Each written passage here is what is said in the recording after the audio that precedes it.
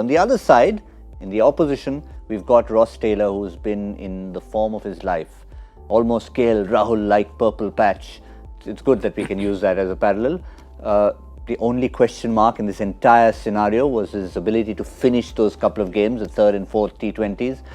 If you have a look at that T20 series for Ross Taylor and for New Zealand, really, you can't believe it's 5-0. It was 5-0. But in those two ODIs, 109 of 84 and a scratchy but invaluable 73 not out of 74 in the second. So even when he was not at his best, he was still digging in there. The 109 was batting first, but the 73 was as valuable because it came, was it the other way around? 109 was in a chase, 73 was batting first. Yeah, he was scratchy at the start, but he finished fantastic. And I think it's coincided with the return of that slog sweep.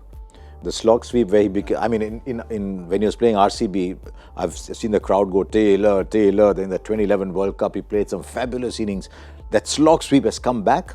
And earlier, it used to be about 65-70% of his runs. Ross Taylor through the offside was non-existent. Then Ross Taylor opened up through the offside, and I think he cut down on that onside. Now I think he's just playing some of the best cricket of his life. Interesting. We always associate many players, the greats of all time, with a particular stroke. And it's strange that for someone who's apparently a very correct, straight batsman, that the slog sweep should define the return of his form, and it's true. Absolutely, and I think in between he went through that phase where he was struggling with his eyesight. Yeah, that's true. Good point. That was one phase where things were not really going well for him, and he made that call of staying away from all these franchise crickets. He hardly plays franchise crickets, if I'm not mistaken, and now I think he's comfortable. So he underwent that eye surgery and then slowly got into it.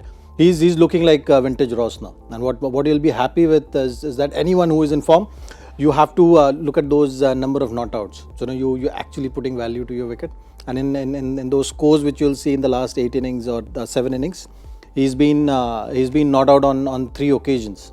So that is something which he will take a lot of pride in, and that also shows the kind of form he is in and kind of mindset he has been walking into bat with. And when you talk about experience, you can't match that. Over 100 games in all formats when he walks out to play the first test match against India, which will be his 100th. And the first one to do it. I mean, in course of time, that will change. Once Virat Kohli plays his 100th T20 international, that will change straight away. But there's not a lot like that. If you see a lot of players who play a lot of T20, they're not always playing test cricket. So maybe Williamson will get there in course of time when he gets 100 tests. I don't see Joe Root getting there because they don't play him in T20 internationals. He's not in the T20 side anymore. So it's a fantastic achievement.